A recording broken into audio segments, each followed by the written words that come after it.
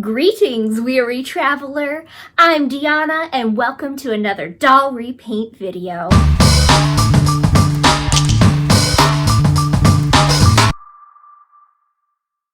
For today's doll, we are jumping into the immersive world of epic storytelling and gameplay that you can only get from playing the classic fantasy tabletop game, Dungeons and Dragons. If you aren't familiar with Dungeons & Dragons, aka D&D, it is a storytelling adventure game commonly played as a group. Each player creates a character and then roleplays as that character. The group will then go on adventures or quests to fight monsters, find treasure, or just save the day. There's way too much to be said about Dungeons & Dragons for this little video. In fact, there are tons of resources out there if you are interested in the game. And to put it simply, it's fun. You should check it out. Now, with every D&D campaign, there must be someone who is lovingly referred to as the Dungeon Master, or DM. The DM doesn't roleplay like the other players do. Instead, they are responsible for the game. They are the story builder, the referee, and in general are the ones who craft the world the players interact with, and they also guide the players throughout the game.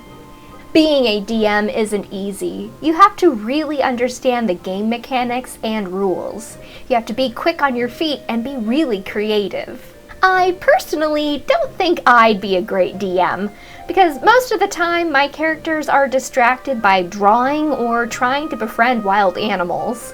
Which is why this doll is dedicated to all those awesome and creative DMs out there who love building worlds and can keep the game going even when your companions get sidetracked yet again. Our doll today is going to be that kind of awesome DM, and we will be joining her at her gaming table while she explains some monster lore to her group. I'm super excited to start today's doll, but I'm also super excited to announce that today's doll is part of a Dungeons & Dragons doll collaboration with fellow doll repaint artist McKenna M. McKenna and I started doing doll repaints on YouTube around the same time, and they have been a really good friend to my channel. McKenna's video will be up soon, and I can tell you that there are going to be some epic sculpts involved in their doll. I'm going to be linking McKenna's channel in the description of this video, and while you're down there, be sure to subscribe to my channel. It's one of the best ways to help my channel grow, and it really supports me as an artist. Alright, enough talking, let's get started. For my last couple of dolls, I've used kind of fantasy rainbow skin tones. But for our DM, we are going back to the basics and using realistic skin tones. For her transformation, I'm using a Clawdeen Wolf Monster High doll. I've been saving the Clawdeen doll for my supply for a special project, and I think Clawdeen's confident and generous spirit will be a perfect match for our confident and thoughtful DM. First up for our repaint is removing the head from the doll's body. There are a couple ways to do this step, but for a full hair removal, I find soaking the doll's head in boiling hot water to be the easiest.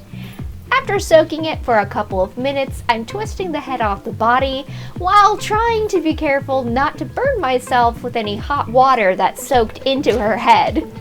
While the rubber of the head is still warm from the soak, I'm using this forceps tool to pull out the old hair plugs. It's best to do this step while the head is still warm so that the glue inside the head is still soft, which will make the hair plugs easier to pull out. Now that she's completely bald, I'm going to cut off her ears and put them in my supply in case any future dolls need a set of werewolf ears. Cutting off the ears left 2 holes on the top of her head. Fortunately, with the hairstyle I have planned for her, the holes won't cause an issue when it comes to styling.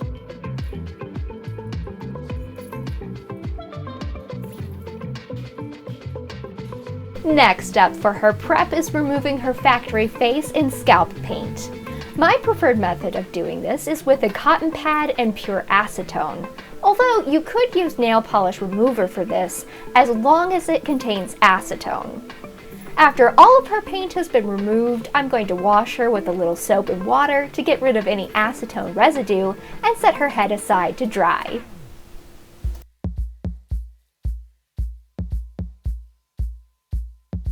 Before we can get into the repaint, I'm actually going to start with her hair.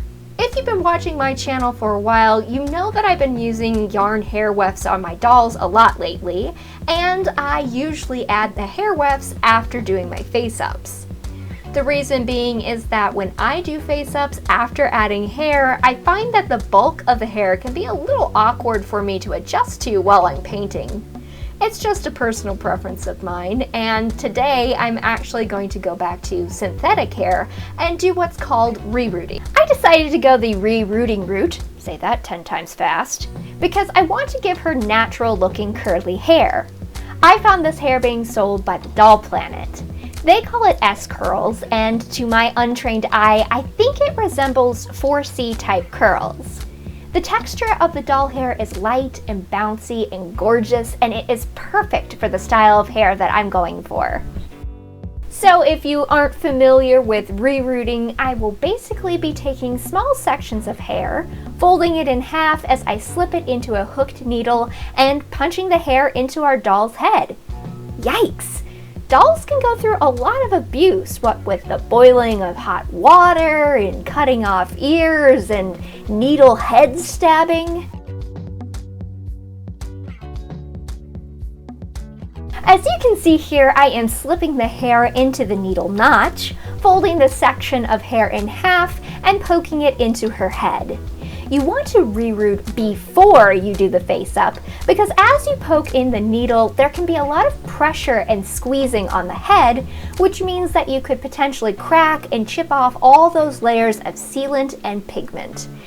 It has happened to me before, and it was mildly traumatizing to spend all that time repainting only to damage it right at the end. The holes from the old hair plugs can be a great guide for you while you re-root, but today I'm going to be giving her a center part and going around the perimeter of her scalp. I'm only going to go around the perimeter and down the center part because once the hair strands are folded, the hair has a lot of volume, which is what I want, but I also don't want to add too much and not be able to achieve the desired hairstyle once I get to the styling stage. While I add hair, I'm checking to see that the hair is providing coverage and I can't see the bare scalp, but I also want to make sure I'm not adding too much. Jumping forward, you can see that I've added hair all along the right side and back of her head, and I've drawn a line in the middle to block in my center part.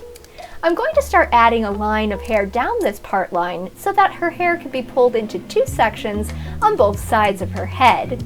I'm going to add another line of hair opposite of this one to get that part look, and I'm going to do the exact same re-rooting style to the other side of her head.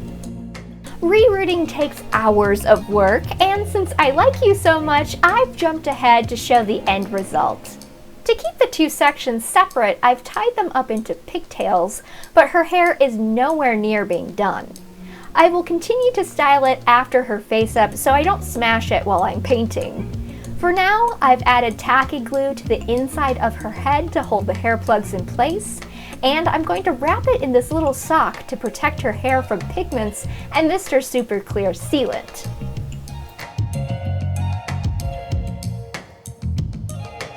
Now it's time to start repainting our doll. I've given her body and her head 3 coats of Mr. Super Clear sealant, which will provide a textured surface that pigments can adhere to. Clawdeen's skin tone is a warm tan color, and to kick off the body repaint, I'm going to use soft pastels to give her undertones in select areas around her body. Basically, I want to give the appearance of what blood looks like just underneath the skin surface, and for warmer skin tones, blood tends to have a greenish hue. I don't want to go full on green for her skin tone, so instead I'm using burnt umber, which is a brown tone with a hint of green in it. The goal here is to make it seem like she has real skin with tints underneath the surface.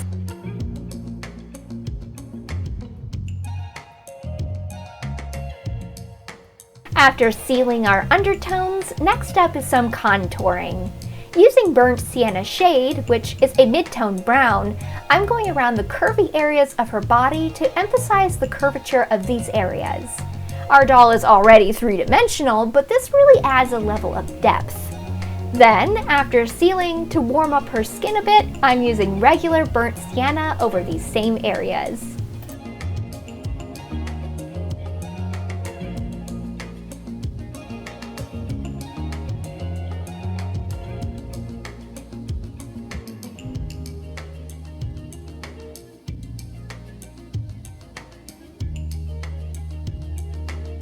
To add some subtle texture to her skin, I'm taking some watered down brown and red acrylics and spritzing it on with a toothbrush.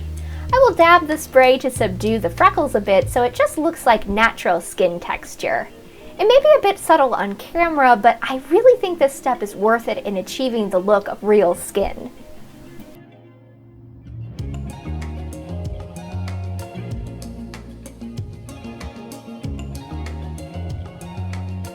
Last but not least for the body repaint is a hint of blushing using a deep red color to give her skin some extra glow.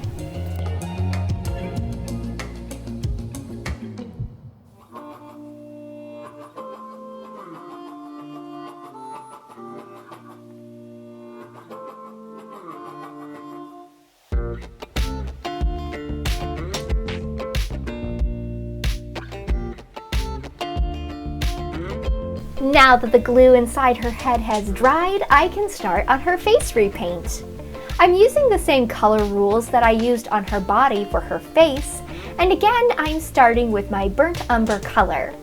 I'm applying it to the lower portion of her face, under her jawline, and to her temples and the top of her forehead, as these areas tend to show undertones the most on the face.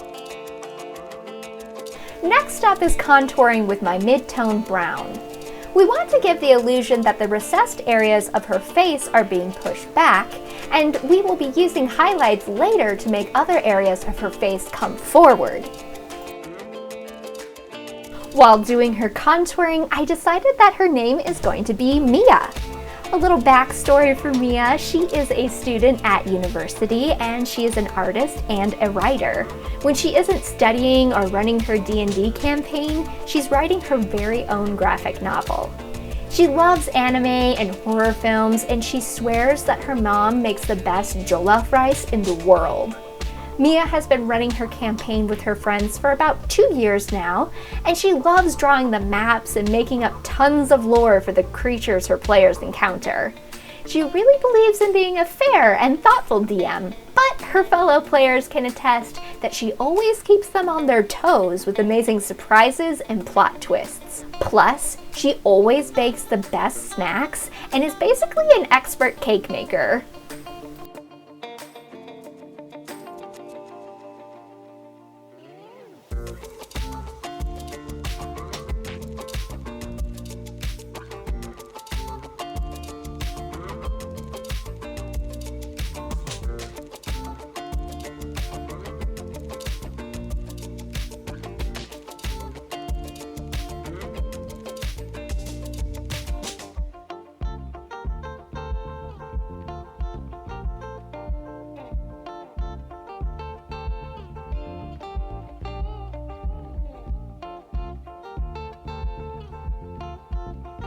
Now I'm using burnt sienna tint as a highlighter to those areas that I want to pop.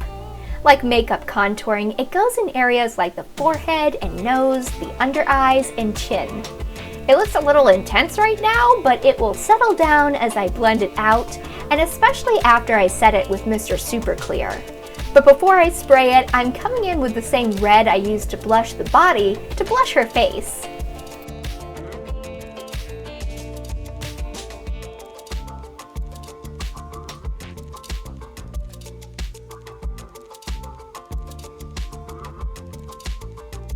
And lastly for the skin, I'm taking the color Burnt Sienna Extra Dark to really push back some of the areas on her face for a final touch of contouring.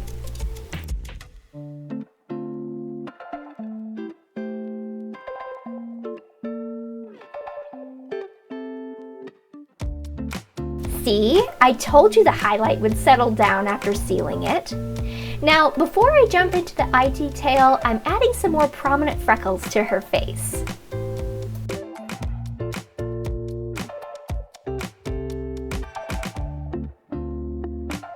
Speaking of eye details and spraying sealant, on previous dolls I've had to paint on the eye details.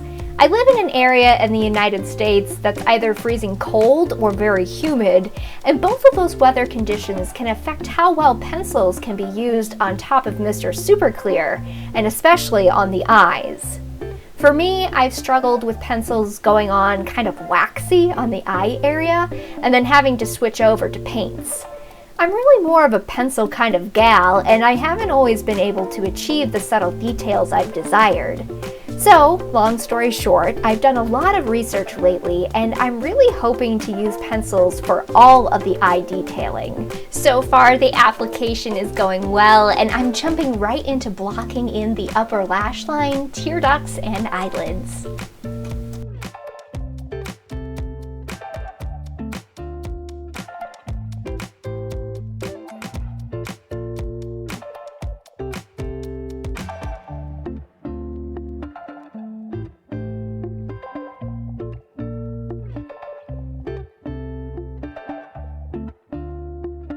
I'm starting off her brows in a very light red-brown color.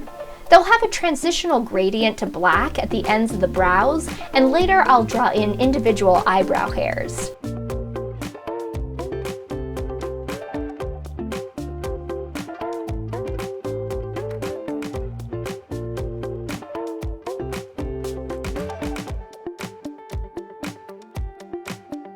I've started her irises off as a light honey color, and I'll build up on this color as we go along. Over the honey, I added a layer of light brown, deepening the color towards the tops of the irises. Now I'm adding some white lines along the bottoms of the iris to add some texture, and between these lines I'm coming back in with the honey color. I'm blending the honey in with the white so that the eyes look multi-dimensional and not flat. Irises have a sort of marbled effect with different colors, and I'm really trying to achieve that look with the pencils. On top of the marbling, I'm adding my blackest black color for the pupils, but I'm not making them into perfect circles. Instead, they are blending out with the marbling texture lines to make them more realistic.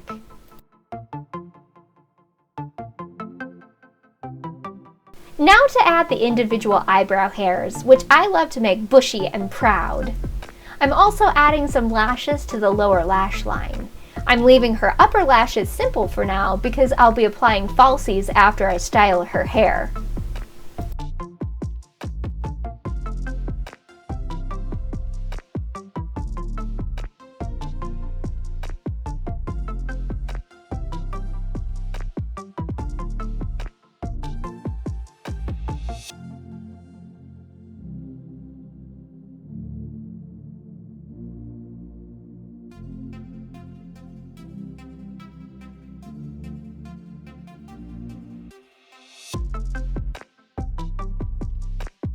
Next up are her lips. I'm starting with lining the inner mouth line with red to show the transition from lip color to the redder color seen inside the mouth. As a base color, I'm using a light brown and blending it out with a pinky color.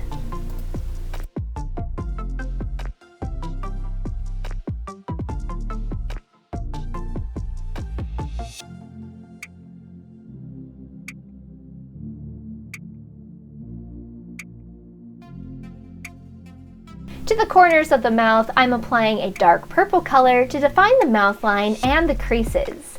I'm basically using this purple to contour her lips.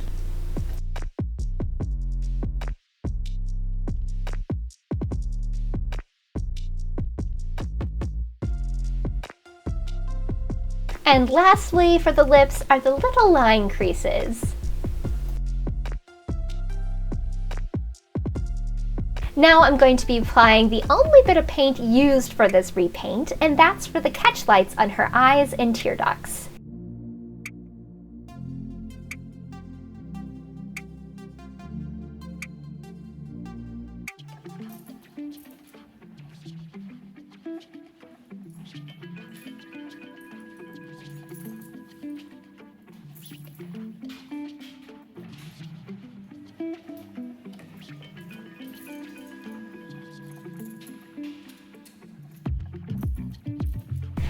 Finally, for the final touch to Mia's face up, I'm giving her some lip gloss and making her eyes shiny using the Sculpey brand gloss.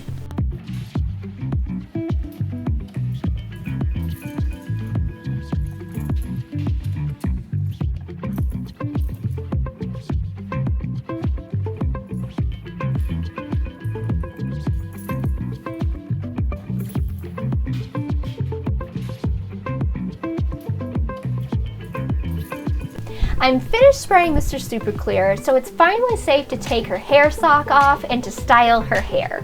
First things first, I took her hair out of the pigtails and I pulled some front sections of hair forward to give her some bangs. I'm going to be giving her 2 buns, one on each side of her head, and I have to trim off some of the excess hair so that the buns are the perfect size. Obviously, I want to try to make them even in size, so I'm measuring out where I want to cut the hair. If I cut too short, I run the risk of scalp showing through, so I really want to be as precise as possible.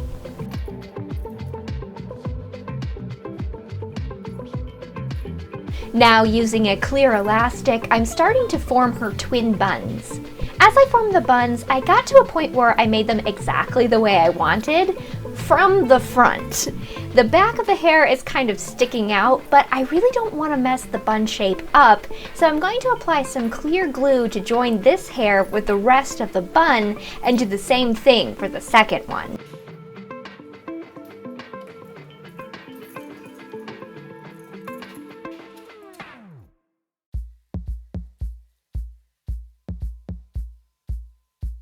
While the glue dries, I'm going to start styling the bangs, and I'm just going to trim them at an angle off to the sides.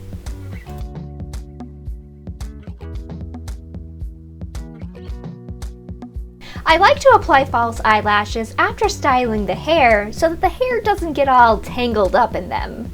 So let's do that now. I've got these dark brown doll lashes, and I'm going to split one lash between both her eyes.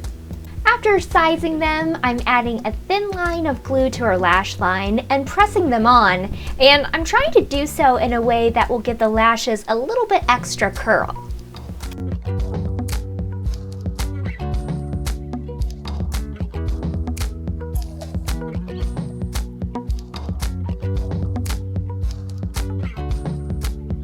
For her outfit, I'm giving her a kind of casual gothic look. I found all of her pieces of clothing on Etsy, and I'm starting with a pair of jean shorts. These shorts are just a touch too snug in the back, but I was eventually able to get them closed somewhat. Next up are these adorable knee-high cat socks. I might just have to try to find a similar pair for myself because they are so cute. For her shoes, I have this pair in my supply, and I think they'll go well with her overall outfit, but especially with the cat socks. For her top, I got her this long-sleeved crop top, and I added these square studs to the front to make it more fun. The top is a little shorter than I expected, but I think it still goes well with her look, and it's still really cute. Now it's time to put her head back on, and this time it was a little bit of a struggle, and I had to try my best not to smush her hair or crack her face up while I put it back on. Thankfully, I was successful. Here she is with her outfit, but I'm going to give her one more addition. To wear over her outfit is this hooded velvet cape. Mia likes to bring drama and theatrics to her campaign, and there's nothing more dramatic than a velvet cape, right?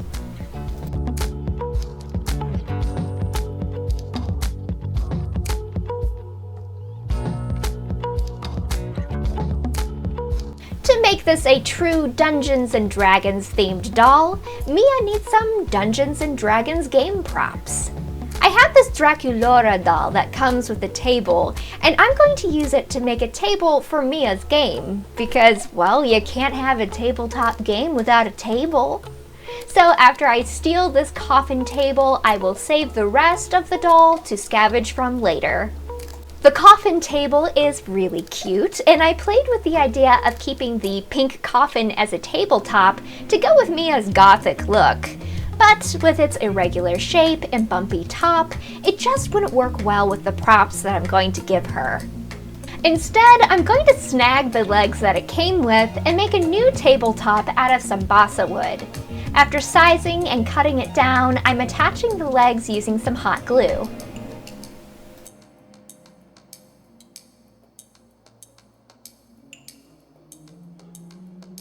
I could leave the balsa wood as the table's top, but that just seemed a little too basic.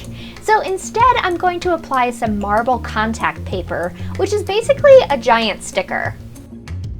Now that I've cut out a piece of contact paper, I've removed the backing and I'm pressing the tabletop down into the adhesive. I've given myself plenty of margin space to place the table, and I'm going to trim the sides down even further and then cut notches into the corners so that I can wrap the paper around the edges tautly.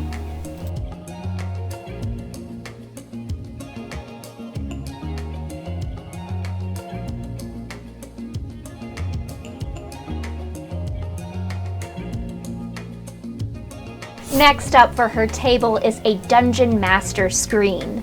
If you aren't familiar with these, this is something DMs use to hide their notes and dice rolls for players.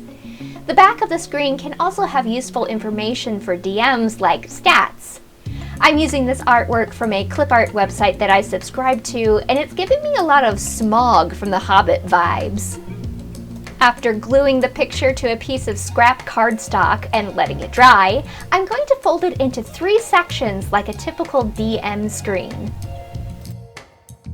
While I wait for the screen to dry, I've printed off this dungeon map, and I'm applying Mod Podge to give it a protective coating and to also give it a little bit of a glossy shine. Now I'm making her a monster manual book for her to reference during the game. I found a picture of the manual's front and back with the spine included. As you can see, I folded the printout to leave room for binding pages into the spine later. For the pages, I folded some strips of paper in half twice, and now I'm marking off where to trim them down based on the size of the book.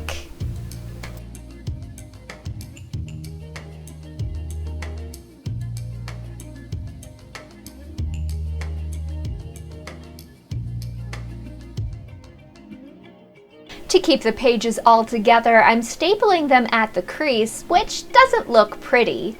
But fear not, I was able to find some pages from the Monster Manual, and I'm going to glue this on top of the pages, which will cover up the staples.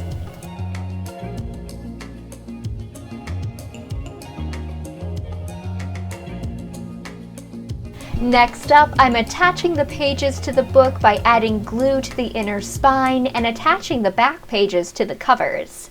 And despite trying really hard to measure things correctly, some of the pages are still uneven, so I'll have to trim those down. Now the only thing left to do for the book is to give the cover the old Mod Podge treatment.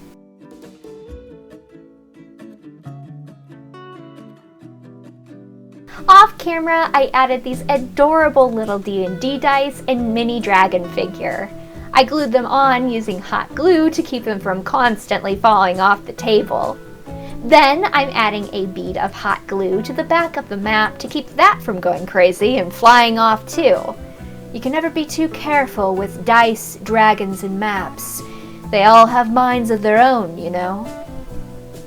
And of course, I'm securing the screen in place in case this game gets too exciting and everything goes all cattywampus.